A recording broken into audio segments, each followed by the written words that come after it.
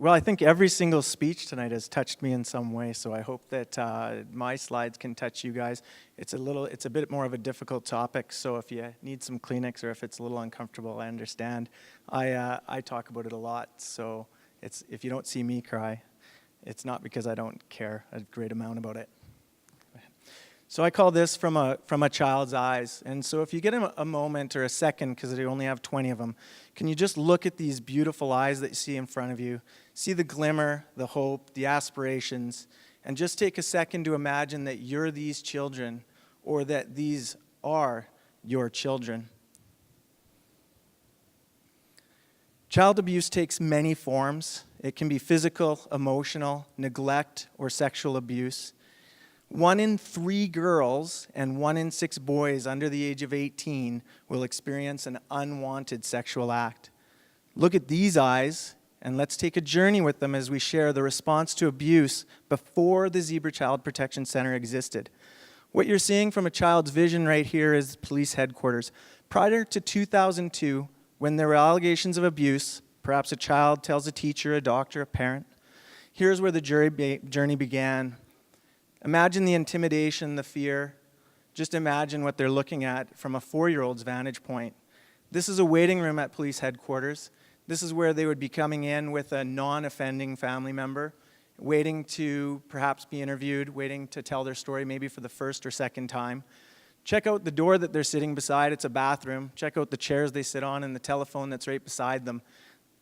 Check out the hallway that they have to walk down to major crimes branch / homicide, where they're going to maybe, for the first time, if we're lucky, during an interview with a policeman who's wearing a uniform, a hat, imagine with his gun on his sidearm, with his badge, you just picture that 6-foot-tall policeman who brings you into an interrogation room that's also an interview room, where we're hoping that child will tell a story that's credible, that we can then move on that process, that journey to recovery.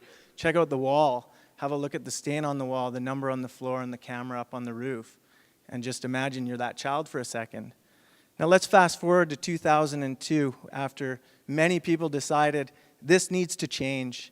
Let's get everybody in one place. Let's do this in a child-friendly environment. Let's get EPS, Alberta Health Services, Crown Prosecutors, social services, psychological services, and advocates. And look at the view when you come into this waiting room. Now you can imagine that child comes into a child-friendly desk. They have a desk that they can actually see over. They have chairs where their feet can even touch the floor. They have zebras on the wall and stuffed animals all around. Really, the Zebra Child Protection Center, formed in 2002, and the first of its kind, was founded on a promise to the community that we would create a safe place where kids can tell and find their voice concerning allegations of abuse. Check out this room. Now, who wouldn't want to wait for whatever it is if you have every toy that you can imagine all in the right place, and every toy works the way that it should, every battery's charged, you play with a toy. And imagine, be that child for a minute when Hope's Toy Closet opens up, and look up from that 4-year-old's vision and just look at what they get to see for a minute. In 2010, we did this 554 times. In 2013, it was 1,337 times. It's a 141% increase. Now, take a minute and look around in this room, the cornucopia of toys. And just imagine for a second now, you get to pick any one of those toys on that journey as part of the healing process. And look to the top left corner of your screen and you see blankets. And imagine that's what the kids often go for. They get to take one for themselves and they take one for their family member. This is a court prep room. Last year in 2014, I think we did this 158 times. We prepared a child for court so that, again, to mitigate the impact of the whole process on them, we can walk them through exactly what they're going to expect.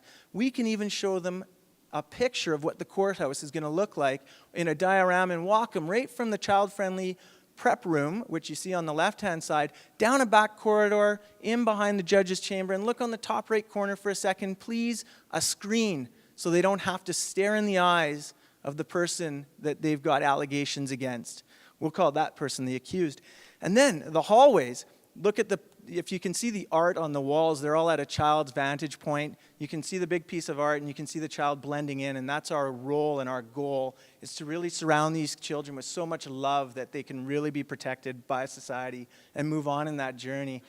And just take a second to understand that in this interview room, it's a lot different than it used to be.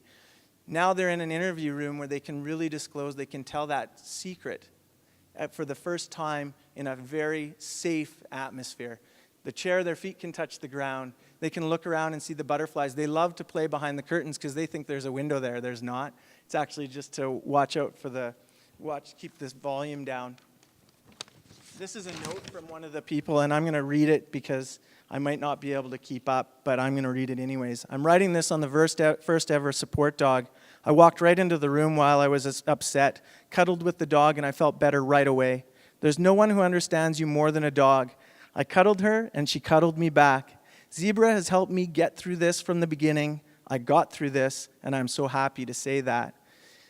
Forward On to Run Wild, formed 5 years ago by my partners at Leading Edge, and look at what they see from a child's eyes now. Through this event, we were lucky enough to raise the money to pay for those very dogs that are at the Zebra Child Protection Center. Look at your community. Look at our community and how it's gathered around to provide an amazing atmosphere for those children to heal in. Look at the spirit behind it, and check out in the top left corner how our cyclists get dressed up like zebras.